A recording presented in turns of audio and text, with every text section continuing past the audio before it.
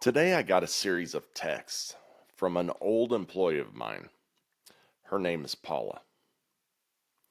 She first texted me to let me know she was at an event, one that I've gone to in the past, one that I've been affiliated with, and how many people there had mentioned my name when she said where she was from. She talked about how big of an impact that I've made on other people's lives. And she closed by thanking me for the impact that I've had on her life as well. I'm Steve Baumgartner, your host of the Fire Forged Leader podcast. My mission here today, and the mission of this podcast, is to serve you through providing knowledge, tools, and resources around leadership strategies on three primary battlefronts. Those battlefronts are simply out in the workplace, in your community, and most importantly, with your family at the house. Now let's get to work. Leaders are not born in a womb. They are forged through heat, pressure, and a whole lot of sweat. The Fire Forged Leader podcast serves the audience through exploring leadership at work, in the community, and with the family, using a practical perspective and real-life experiences from the host, Steve Baumgartner, and his guests in the Forge. Now, it's time to enter the Forge with the Fire Forged Leader.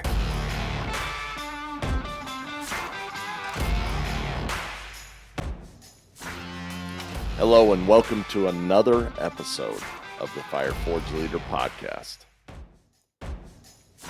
You know, if you like this show, I really would appreciate you doing the three things that I ask you to do every time. And I ask you that so that this podcast can keep on growing and getting out to more people. The more times that you do this, the higher in the rankings it goes, the more people it serves.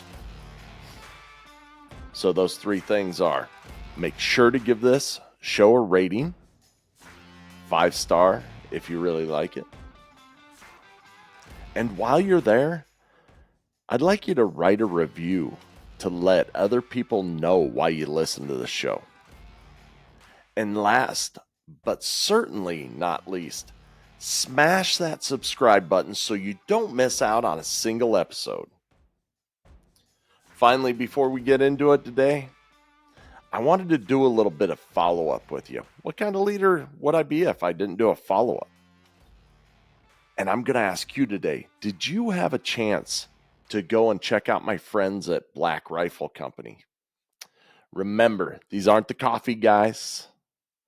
Black Rifle Company is a data and marketing service for the outdoor industry. If you need someone to help you better connect with your customers in the outdoor hunting space, the outdoor firearm space, that's what these guys do.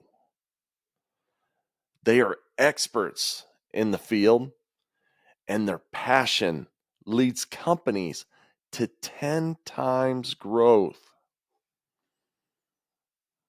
Sounds pretty damn good to me. So you can contact them on their website, which is www.blackrifle.company. And remember, data is what drives us and informs us in every action we take. So make sure that that data is working for you.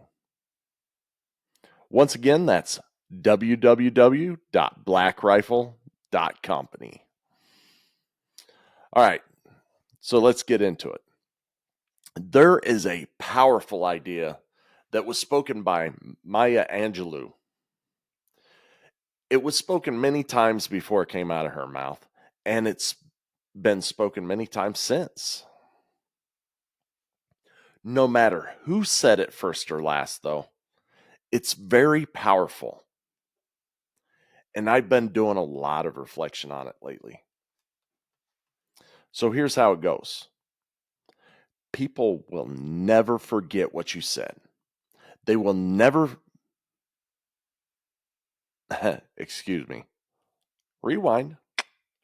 People will forget what you said, what you did, but people will never forget how you made them feel. Now let's unpack that for a minute, shall we? It's about legacy, people. All right? It's about your legacy. The echoes we leave behind are spoken in the hearts and minds of others. All right? So now think about this for a minute. How often do you actually remember exactly what someone else said or exactly what they did? Now, I've dealt with HR quite a bit in my career, right? And I've talked to them about different witness statements. I've read witness statements from multiple parties. Nobody ever remembers exactly what people say. They never remember what they do. But they certainly remember how they felt at that moment. And then they translate that back to words or actions on paper. So for all of us, it's really hard to recall things that people say and do, right? But how they made you feel, that's something that sticks right here, right in the middle of your chest, doesn't it? Whether it's a really good feeling or whether it's a horrible feeling, it sticks right there. Now, when we think about this, it teaches us something very vital about human connection. Our actions and our words, they're fleeting, but the feelings we invoke in others, that's where real impact lies.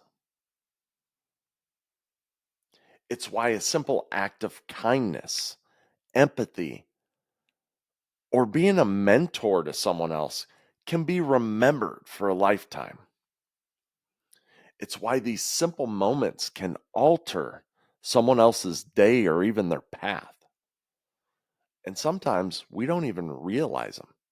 There's been many times in my life when someone comes up after years and thanks me about something. They talk to me about something, and I'm like, "You're welcome." And I sit there and think, I'm not sure I even remember that. Or maybe I think, man, that wasn't such a big deal. What are they going off about here? I don't get it. But it's these kind of things too that keep me going. And I've talked about this before. You know, the reason why I started this podcast and a lot of the things that I do are simply to share things that I've learned, lessons that I've learned the hard way. And the reason I do it is because people told me that my words have a lot of impact and that I have a lot to share and that I needed to get my message out there. So when I started all of this, my goal was simply I need to reach one person. I need to impact one person, and that'll be enough. One person. And I've done that. I've done that multiple times. And I understand that impact. But of course, I'm human. And I work and work and work on these episodes. It takes a lot of time to do this stuff. But then I see my brand grow. I see this grow. I see the popularity. I see it taking off. And I watch the growth through the metrics. And I forget about the mission sometimes, which was the impact and not the popularity, not the money, not the fame, not any of that. It's about the impact. If I could just touch one person, it's good enough. And when my mind goes off like this, when I see the numbers and they're growing and I'm getting pumped up and I'm feeling good about myself, eventually what goes up must come down. And there's times, there's a time that's coming up. The numbers are going to start to decline. Why? Because people are going to start going on vacation for the summer. They're going to start spending more time outside, playing softball, whatever it is. But those numbers will start to decline once again. And in these moments, I start to worry a little bit. I start to question, why put so much work in on this? And sometimes I wonder if the work is even worth it. Then randomly, like Paula reaching out, someone reaches out and tells me about the impact that I've had in their life, or about how much they got out of a single episode of this show. It might come in through LinkedIn, it might come in through Facebook, Instagram, or a multitude of different sources. But they talk to me about how much it impacted them and that I can't even explain it, how fulfilled I am in that moment. And it brings me back to that mission. It brings me back to, if I could just touch one person, it's worth it.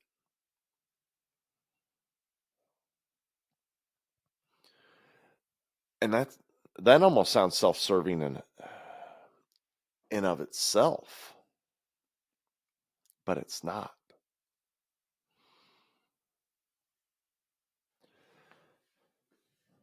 I learned leadership through a lot of mistakes. And what I see my gift to the world is that I can help other people not to make those mistakes like I did. I can teach them a different way, like someone taught me, like multiple people taught me. And that's why, if I can reach one person, make an impact with one person, it's good enough. So, how do we apply this in our lives? How do we apply it in our leadership? Well, first and foremost, it starts with self-awareness, right? We need to understand how we impact others. It involves things like asking ourselves, how do I truly make other people feel? How do people feel when they're around me? Am I being kind? Am I being understanding? Am I empathetic? Or do I simply let my pains dictate my actions with other people? Now, an example of this is every one of us knows that one guy at work, right? Or girl. We know that one person at work who comes in after the weekend. They were out on a bender somewhere, and that person comes in and takes out their poor life choices on everyone else around them. We know that person. I'm sure in your minds you just put a name to that person. And as leaders, we cannot be like that. We can't be like that in our homes. We can't be like that out in public or in our workplace. Being a leader is about people choosing to follow you. And that simply comes from the impact that you make.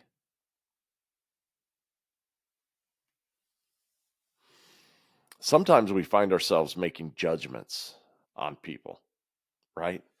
Like, oh, that person didn't show up for work today because, they knew how hard the work was going to be today.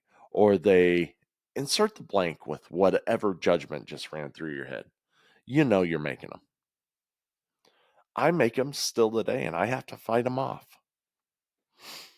And I know better. The interesting thing about the human mind is that when we don't know, we start to assume. We do this because in the absence of information, our minds believe that they need to fill in the blanks to complete the sentence. But the interesting thing about the human condition is that it usually fills in with negativity. And I'm not sure if that is instinctual or if it's learned, but it's normal. Now, out in our workplace, we do this quite often. We make judgments around the people or about the people around us. But let me ask you this. Are you any different at home? Now, I remember at a time in my life when I would come home from work, I was worn out. I was working 16-hour days, what have you. I had every excuse in the world to be an asshole, and I used them. I used every excuse to be an asshole. And I usually took that out on my family, right? And my wife, worst of all. My wife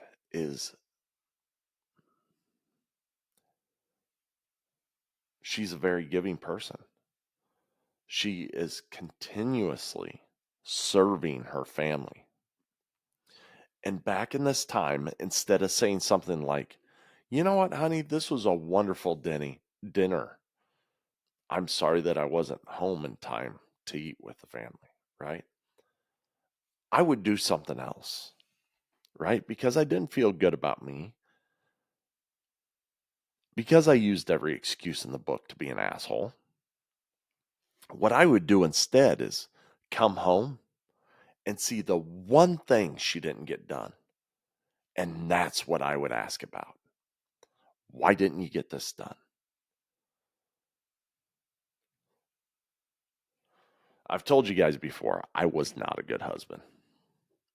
I'm a lot better one now, but I got a long way to go still. But in these moments, how do you suppose I made her feel in those moments? What was my impact on my wife? What was my impact on our marriage? Now, how about when your kids talk to you, right? You might not be an asshole to your wife or your husband.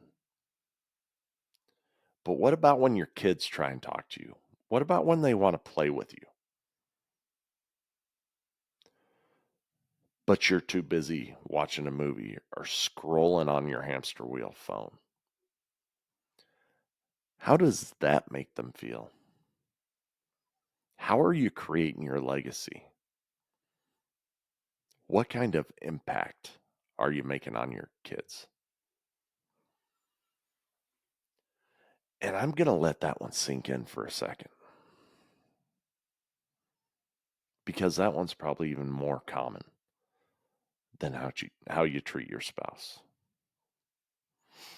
How many times, I know it's been too many in my life, but how many times has your kid asked you to play ball, but you're too busy? And what you're busy? Instagram? I'm not judging you because I've been there many times, but I want you to think about it. I want you to think about that impact. So today, let's throw a challenge out there. But before I do that, I want to tell you about something that my dad always says. He says, and I quote, memories are the only thing we can take with us when we die.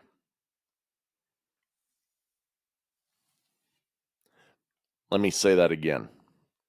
Memories are the only thing we can take with us when we die.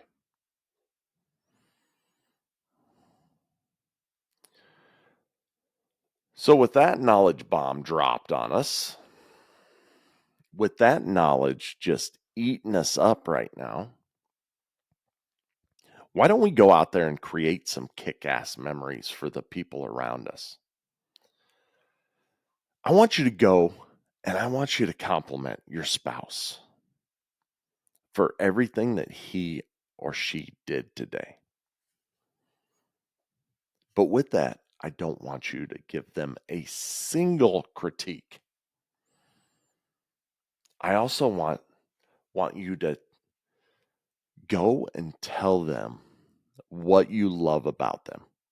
Not what they did, but what you love about them. Now, before you go, Steve, you're a crazy cracker, stop that. What I want you to do is I want you to stop and think about the impact that that'll make on your spouse. And then do it a second day and a third day and see how much your relationship's changed. I did a challenge here a while back,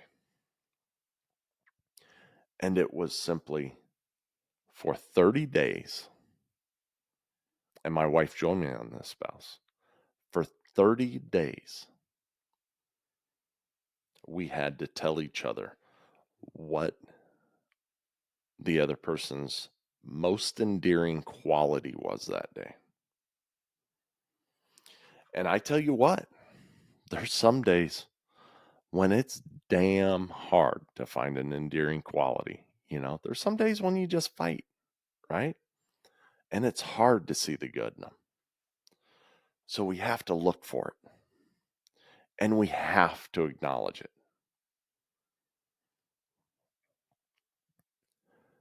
Another thing is turn off the TV, turn off your phone. I want you to go play with your kids tonight. Go make time for them. Go out and be a coach for kids out in your community. Be a mentor for someone out in your community. Be a mentor for someone at work.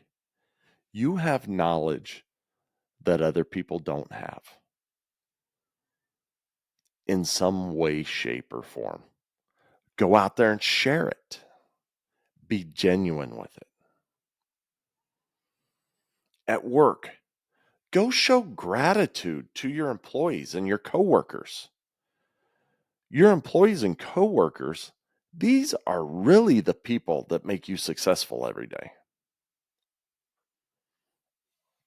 All right.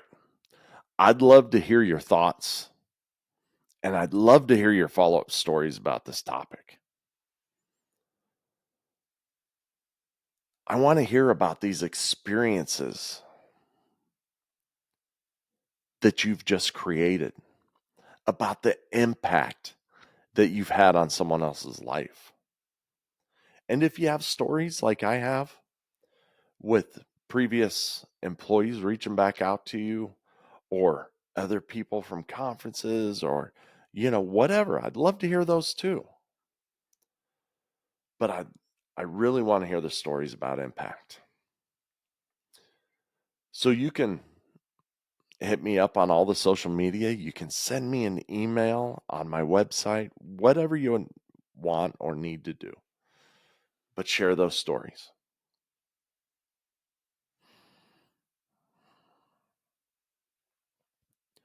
Now, remember, there's a lot of noise and chaos out there in the world.